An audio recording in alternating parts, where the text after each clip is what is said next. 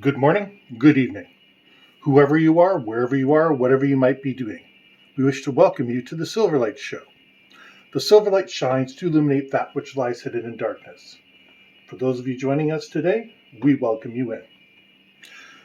One of the advantages of being a person who's curious about history is the sheer number of documents I run across. And in 1945, just coming out of World War II, many nations in the world were kind of worried about what to do with all this manpower coming back. Now, in 1945 and 1946, we can read manpower as being white men. Sorry, it wasn't a perfect time. Despite all the progress that was made, I'm not going to pretend for a second this legislation is anything other than it was. But let's listen to the wording. The Declaration of Policy for the Employment Act. It actually sounds not too bad. Quote, "The Congress hereby declares that it is the continuing policy and responsibility of the federal government to use all practical means consistent with its needs and obligations and other essential considerations of national policy with the assistance and cooperation of industry, agriculture, labor, and state and local governments to coordinate and utilize all its plans, functions, and resources for the purpose of creating and maintaining, in a manner calculated to foster and promote free and competitive enterprise and general welfare, conditions under which there will be afforded useful employment for those able, willing, and seeking work, and to provide maximum employment, production, and purchasing power." That's one sentence. Now, let's break this sentence down. It is a continuing policy and responsibility of the federal government. In other words, that hasn't gone away. They're still responsible for it. And indeed, there are some initiatives that have been pushed forward, like, employment insurance and things like that, and job finding programs. But I mean, realistically, the government has pretty much abdicated this responsibility, and that's all over. That's just not the United States. All the Western educated, industrialized, rich democratic countries only pay lip service to this. But the interesting part about this is to foster and promote free and competitive enterprise and the general welfare. Yeah, they were intending to do this with the idea that anybody out there who wanted to would be able to start a business and compete. And that would be to promote maximum employment, production, and purchasing power. Well, 80 years later, we know that has not happened at all. Quite the opposite. The multinational conglomerates are stronger than ever. And they are conveniently, the government and the conglomerates, everybody is just ignoring this rather well-worded, despite its bulkiness, it's a well-worded piece of legislation. Theoretically, that means that everybody will be afforded useful employment. Hence, government works are not a bad thing. And it also mentions those who are able, because it recognized not only were there veterans coming back from the wars, and they were, let's just be honest, we're not whole people, mentally or physically. But there's a second part to this as well, and it says, all Americans able to work and seeking work have the right to useful, remunerative, regular, and full-time employment, and it's the policy of the United States to assure the existence at all times of sufficient employment opportunities to enable all Americans who have finished their schooling and do not have full-time housekeeping responsibilities to freely exercise this right. We've talked about rights before. You have a right just means you have access to it. It doesn't guarantee that you're going to get it. But this has a couple of really good wild cards in it. Purchasing power. Now, there's no question the dollar in 1946 had far more purchasing power than it did today. You could get a brand new car for $1,000. get a car for $1,000 today. Yes, it's possible, but it's not going to be anywhere close to brand new. The prices of houses, 20 to 30,000. Multiply that by 10, if not more, for today. Wages are simply not going up. Employment is not being taken care of. The multinationals are allowed to ride roughshod despite whatever legislation we pass. And this is a useful mirror because it shows, while politicians might have good intentions, eventually it's going to get watered down, diluted, and forgotten if it doesn't serve the needs of the mega corporations. The fascists and the socialists had it wrong. A command economy was never going to work simply because the multinationals could afford to wait and outspend them. There's an old story about the Soviet Union sat down with endless piles of money, and the United States sat down with a credit card. And in the end, the United States is always going to win because the Soviets could never have as much cash as the United States could because the United States was borrowing the entire time. And this is true of life. We can never hope to outspend the mega corporations and the multinationals and all those evil entities that go out there and make our life difficult behind the scenes because we do not have unlimited credit. We're regular citizens. Some of us do not even have credit cards. Other of us have massive credit card debt. But we're told, oh yeah, you have a limit. Do you think Jeff Bezos has a limit on his credit card? Not an appreciable one. Do you think Elon Musk has a limit on his credit card? Nope. They basically walk into a Ford dealership or wherever the hell they're going to buy whatever from and say, I want 10 Mack trucks. Yep, no problem. Then they walk away and their secretaries and agents sign the letter.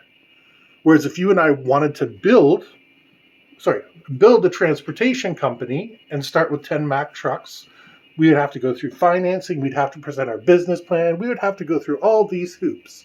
Does that sound fair and competitive? No. It sounds like things are stacked in favor of the rich. Now, I don't begrudge the rich. You see, this is one of the things that's misunderstood about me.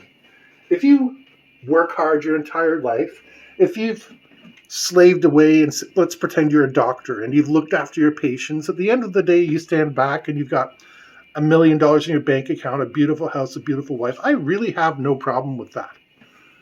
My real target is the billionaires and the trillionaires.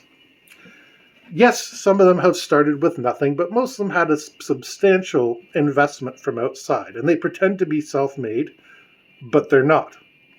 The 45th President of the United States always likes to pretend he is a self-made billionaire.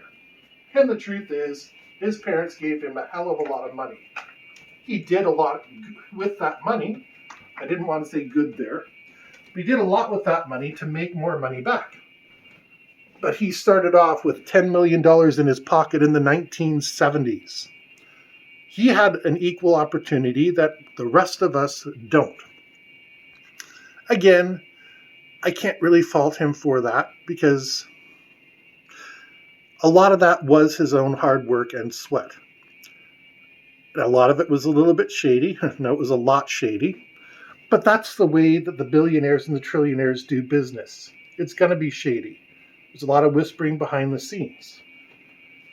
The important thing we need to remember is in this country and in all countries, we're guaranteed a right. Oh, that was almost a dangerous thing to say. We're guaranteed a right to access work. Don't say right to work. Maybe someday I'll go into that, but that's some of the worst legislation out there that's possible. And all those people out there in the apartments are guaranteed that they have the right to work. But people forget that they're supposed to be getting a competitive wage. That hasn't happened since the 1970s, since before Silverlight was born. And probably since a lot of my audience was born. And that's a crying shame, because if we're not getting competitive remuneration, which means competitive pay, whether you're salaried, whether you're piecework, whatever your remuneration might happen to be, I mean, let's face it. Right there, see if I can get this in picture. Close enough. You can see paper person delivered my paper and my neighbor's paper and their neighbor's paper. And all these people got their paper today. And they're being paid pennies for each paper that they deliver. Yeah, that's fine if you are, a teenager or somebody who's just trying to make a couple extra bucks. But some people, this is literally their job. They've made minimum paying jobs the regular. Those are regular jobs for a lot of people, or they expect you to double up on jobs. We really lost a lot when we made it so that people needed to have two incomes in their house. Not that it's a bad thing, and I have no problem with a couple both working.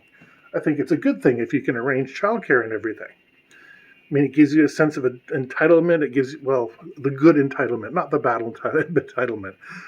It gives you something to work towards. Hey, if we save up enough, we can buy a house or a condo or whatever floats your boat. But most importantly, having two people working just meant the mega corporations could raise the prices of everything. So what was a competitive wage in the 1970s meant that, it was the 1970s. A white man, could afford to keep his family in a house with a car and groceries and all that sort of stuff.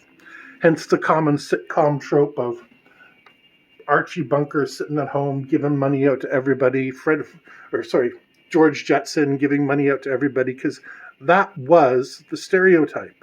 That was the normal thing that happened. One person was able to support the family.